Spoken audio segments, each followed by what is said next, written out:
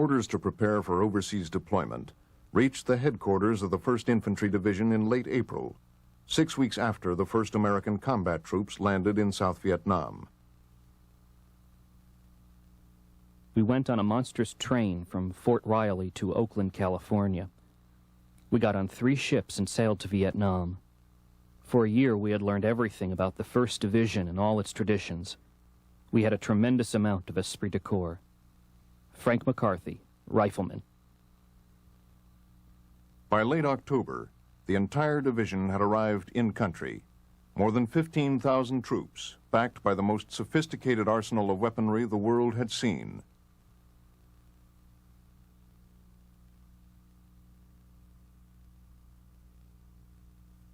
The division's mission was to defend the northern approaches to Saigon, a pie-shaped expanse of thick jungle, malarial swamplands, rice paddies, and rubber plantations, roughly the size of Washington State.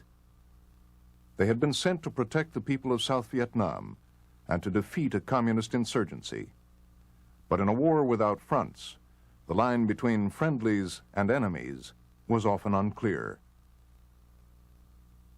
You go through the town during the day, and they have out the American flags, and they're waving everything and real happy with us, and you go back at night, and the VC flags are out.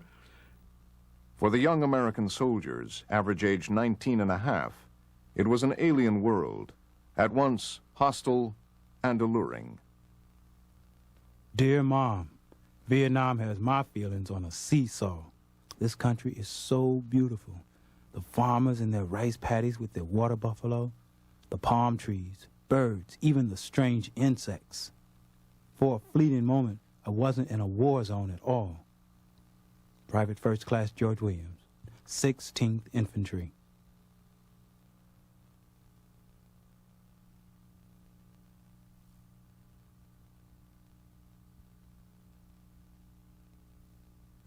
At first, the division confined its operations to patrols and small-scale sweeps near its base camps.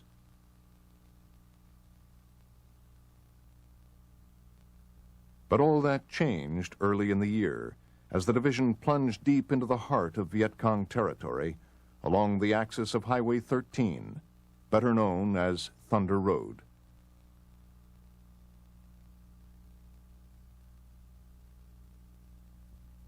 For the infantry, the men who called themselves grunts, it was 30 days in the field followed by 3 days in the rear, month after month, until their year-long tour of duty was up.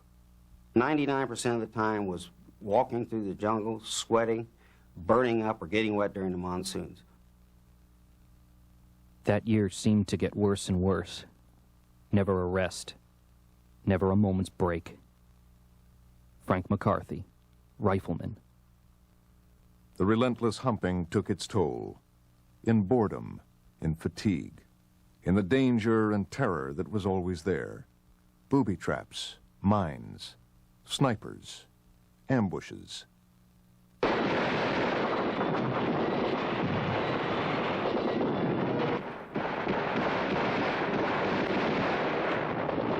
just kept moving toward us. It looked as if we were going to be overrun. We were told to pop smoke, and airstrikes were dropped within 50 yards of our position. So close you could feel the heat. First Lieutenant Lee F. Jones, 2nd Infantry. Later, we'll bring him back here to you. The Army we had in Vietnam, when I was there, was the finest Army the United States ever put in the field. They were better educated, for one thing. They were a little younger, a little more audacious. They'd do anything asked of them. Volunteer for the most dangerous missions. Harry Summers, Battalion Operations Officer.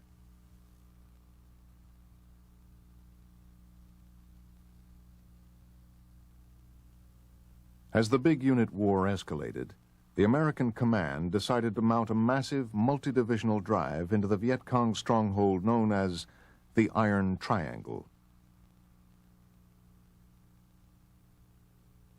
After 4 days of saturation bombing, the 1st Infantry Division led the way.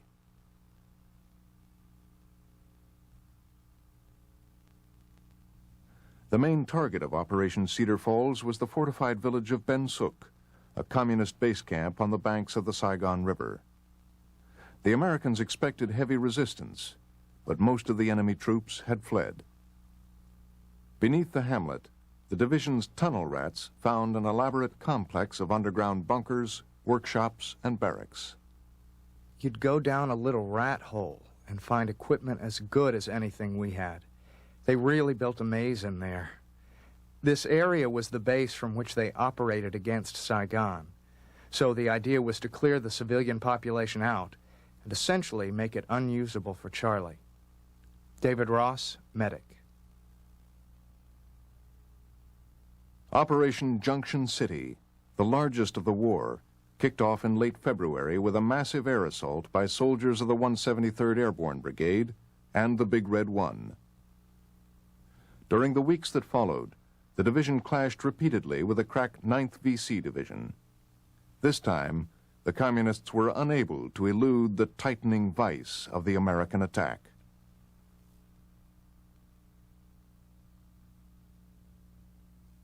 As the year wore on, fierce fighting continued throughout the division's area of operations. Casualties on both sides mounted. One man, one loss, wounded or killed, is just as devastating as 10 or 20 or 100. And I felt this love that you can only feel in the trench. You depend on the guy, you're married to him, and he covers your back. Dust-off was incredible. This was the medevac people. They were incredible. And I saw so many guys live because of dust-off.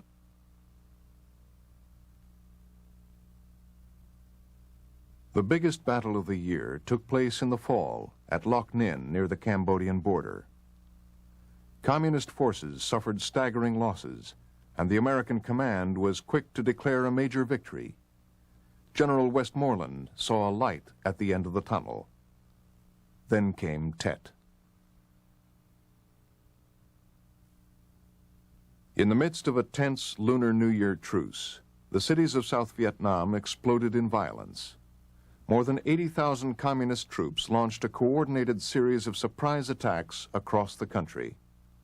The 1st Division, like most American units, was deployed as a reaction force, rushing to the aid of South Vietnamese forces that were the chief target of the Tet attacks. Although the Communists failed to achieve their military objectives, their bold gamble shattered American hopes that the war would soon be over. The light at the end of the tunnel dimmed. In the wake of Tet, the war changed, and so did the division's mission. Determined to thwart any future attacks on the cities, the Americans increasingly abandoned the aggressive tactics of search and destroy and focused their efforts on protecting the population. To prevent the Viet Cong from replenishing their heavy Tet losses with fresh troops, the division built a network of fire support bases astride the main infiltration routes. The Communists responded by attacking these fixed positions, in regiment strength, always at night.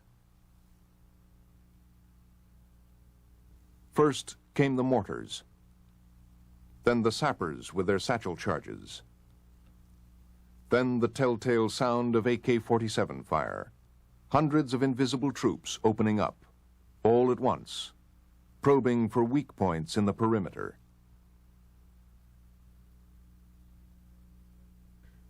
They just kept coming and kept coming. We had the artillery firing point blank, trying to get the VC that were trying to crawl over the wire. Felipe de la Rosa, 4th Cavalry.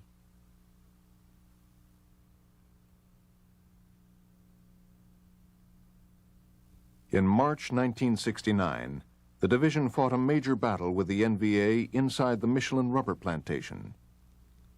But large-scale operations were now rare, and much of the division's energy became devoted to pacification programs and to preparing the South Vietnamese Army for the eventual U.S. withdrawal. In December 1969, President Nixon issued orders to bring the 1st Division home. 4 months later, General Creighton Abrams, commander of all U.S. forces in Vietnam, addressed the division's last remaining troops. The 1st Division has been true to its reputation in this war as in all others going back to 1916. More than any other division in the Army, it has represented a constancy of those essential virtues of mankind: humility, courage, devotion, and sacrifice. Though some American units would continue to fight 2 more years, for the Big Red won, the Vietnam War was over. It was time to go back to the world. When it left, the division carried with it a host of unit and individual citations, including 11 Medals of Honor.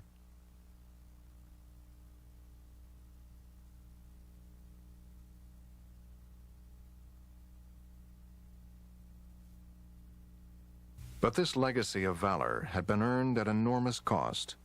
Nearly as many men killed or wounded as in each of the 2 world wars. Casualties of America's longest war on the battlefields of Vietnam.